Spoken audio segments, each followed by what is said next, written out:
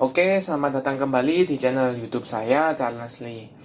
Buat teman-teman yang baru menonton video kali ini atau baru nonton channel YouTube saya ucapkan selamat datang, selamat menonton. Semoga informasi yang saya berikan dapat bermanfaat buat teman-teman dalam pengambilan keputusan. Buat teman-teman yang sudah like, share, dan subscribe channel YouTube saya ucapkan terima kasih banyak atas support dan dukungannya sehingga channel ini bisa berkembang menjadi lebih baik lagi.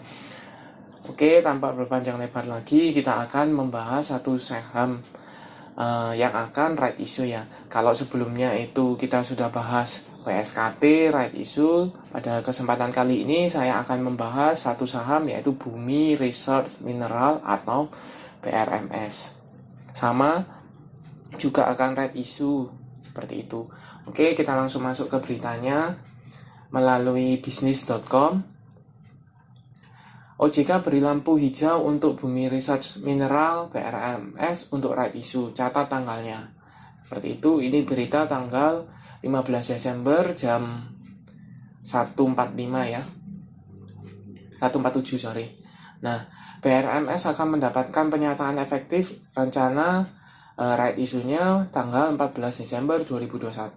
Nah, kita perlu catat bahwa tanggal come date regulernya itu di tanggal 22 Desember 2021. Sedangkan untuk pasar tunai itu tanggal 24 Desember 2021. Nah, ex-date-nya tanggal kapan? Kalau untuk pasar reguler itu tanggal 23 Desember. Sedangkan untuk pasar tunai itu tanggal 27 Desember 2021. Nah, tanggal tradingnya bisa di tanggal trading itu di tanggal 28 sampai dengan tanggal 4 Januari 2022. Nah, persentasenya berapa? Untuk persentase BRMS itu 1:5 ya. Dengan harganya berapa? Dengan harga 70 per lembar saham. Seperti itu. Jadi kalau kita punya satu saham lembar WSKT, ada potensi bisa menebus harga right issue-nya di 5 lembar saham WSKT dengan harga 70 lembar saham. Sehingga dana yang terkumpul ini ya 1,65 triliun ini akan digunakan untuk apa? Untuk ekspansi bisnisnya. Ya kan? Saya sudah cari tahu beritanya bahwa saham BRMS ini right issue-nya, modal yang terkumpul dari right issue setelah dikurangi biaya emisi, maka akan digunakan untuk ekspansi. Ekspansinya apa? Memperbaiki, maksudnya peningkatan performa tambang-tambangnya, kemudian pembelian aset, dalam arti di sini ini alat berat, alat penunjang pabriknya, dan pendirian pabrik juga.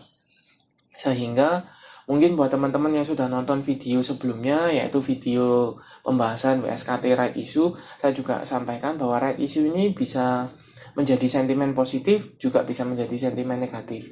Nah, kenapa bisa positif? Kalau seandainya modal dari right issue-nya ini digunakan untuk ekspansi bisnis, pengembangan bisnis, dengan harapan apa? Supaya meningkatkan kinerja perusahaan sehingga labanya meningkat, ya kan? Dengan laba meningkat, maka harapannya pembagian dividen atau investor bakal dapat dividen yang cukup banyak. Seperti itu. Jadi ada timbal baliknya. Investor menyetor modal tambahan, harapannya kinerja perusahaan membaik, return-nya juga akan tinggi.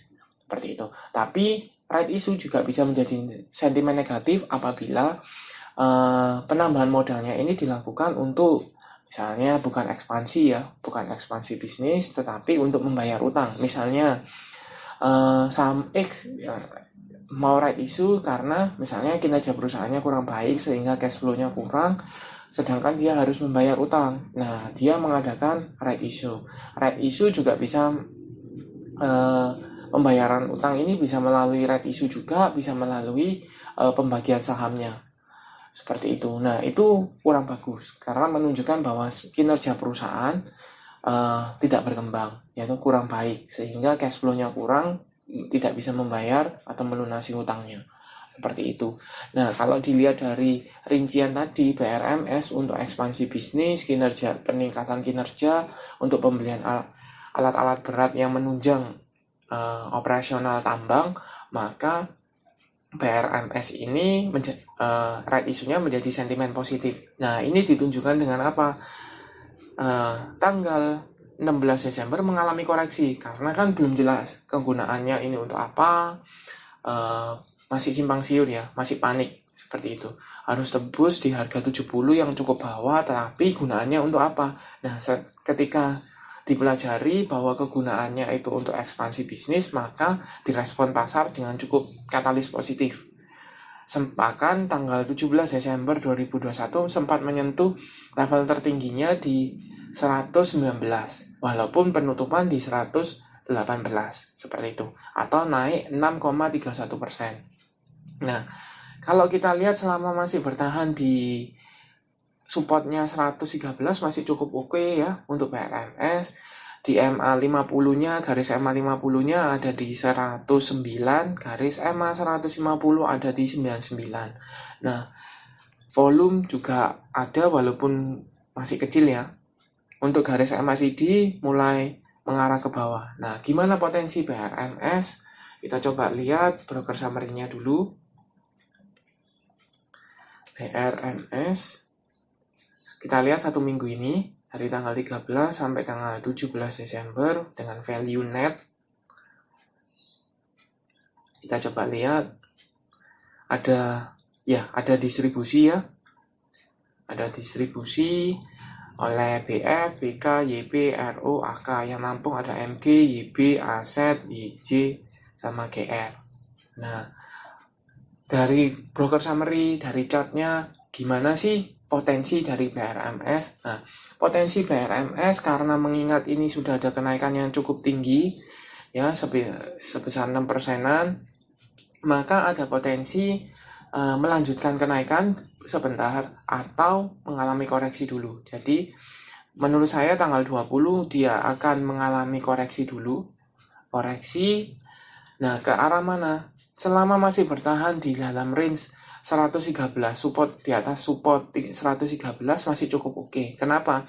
Karena 113 ini beberapa kali bisa menahan pergerakan dari BRMS. Seperti itu. Kemudian seandainya tembus dari 113, maka di sini ada MA 50-nya di 109. Seperti itu. Nah, kemudian kalau untuk tanggal come date-nya itu tanggal 22 Desember 2021, tinggal 2 hari, kemungkinan mungkin akan bergerak dalam range ini 120 sampai dengan 109, masih bertahan di atas MA 50. Kemungkinan besar masih bertahan karena sekali lagi masih ada sentimen positif right isunya.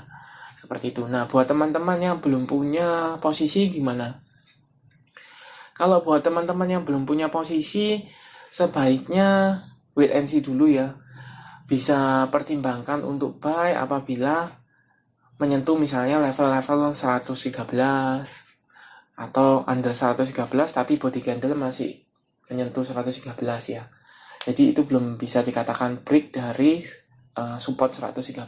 Itu bisa spekulasi buy dengan catatan akan tebus right isunya. Tetapi kalau misalnya tidak ada rencana untuk tebus right issue, kemungkinan menurut saya pribadi lebih baik untuk tunggu saja, wait and see dulu.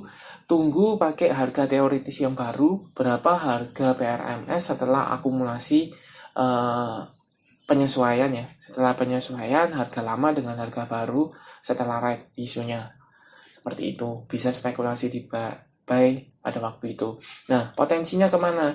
Kalau potensinya seandainya masih bertahan di 113 di atas support 113, maka ada potensi untuk retest ke 124. Minimal ke 124 itu ada, karena seperti yang kita lihat di sini sempat menyentuh 124, gagal break, kemudian turun di mantul di supportnya 113, kembali lagi ke 124. Ini walaupun body candle-nya masih break ya, sudah melebihi, tetapi body candle masih menyentuh resistennya, jadi belum bisa dikatakan break. Kemudian hari berikutnya koreksi seperti itu. Jadi seperti itu untuk analisa saya dalam PRMS. Buat teman-teman bagaimana? Apakah mau tebus atau tidak? Chat di kolom komentar ya. Seperti itu. Terima kasih sudah menonton sampai akhir. Semoga bermanfaat. Jangan lupa like, share, dan subscribe channel YouTube. Sampai ketemu di video selanjutnya. Terima kasih.